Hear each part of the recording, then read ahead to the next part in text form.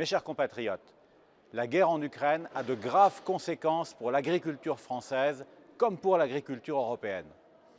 Elle va notamment provoquer une pénurie de blé, car la Russie et l'Ukraine fournissent à elles deux 30% du marché mondial. Cela va durement toucher les éleveurs qui en ont besoin pour nourrir leurs animaux en provoquant une forte augmentation du cours du blé.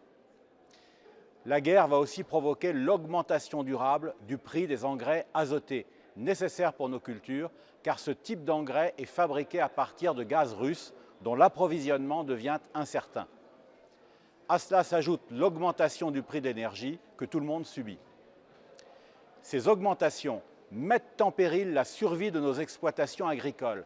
C'est pourquoi il faut réagir sans tarder. Au Salon de l'agriculture, Marine Le Pen a affirmé que la France doit les aider financièrement, quoi qu'il en coûte. Au Parlement européen, j'ai également pris le taureau par les cornes au nom du RN. Dès le lundi 7 mars, j'ai participé à une réunion d'urgence à huis clos des 7 coordinateurs de la Commission agriculture. J'ai donné mon accord à plusieurs mesures qui ont été évoquées. Utilisation de la réserve européenne de crise de 450 millions d'euros. Aide au stockage privé.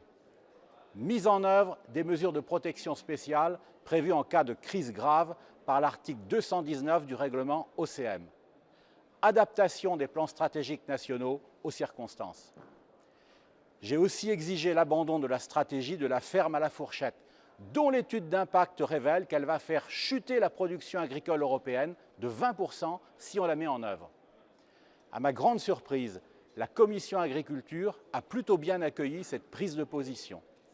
Elle a même carrément demandé de mettre en culture de céréales les terres que cette funeste stratégie prévoyait de laisser en jachère.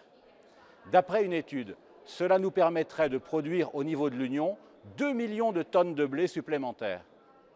On parviendrait ainsi à faire baisser le cours du blé et à approvisionner ceux qui en ont besoin, nos éleveurs, mais aussi le Maghreb et l'Égypte qui risquent de souffrir de famine. Et là, pour nous, l'enjeu, au-delà de considérations humanitaires, c'est d'éviter une nouvelle submersion migratoire de populations affamées. Comme on pouvait s'y attendre, la Commission de Bruxelles résiste à cette demande d'abandon de sa stratégie.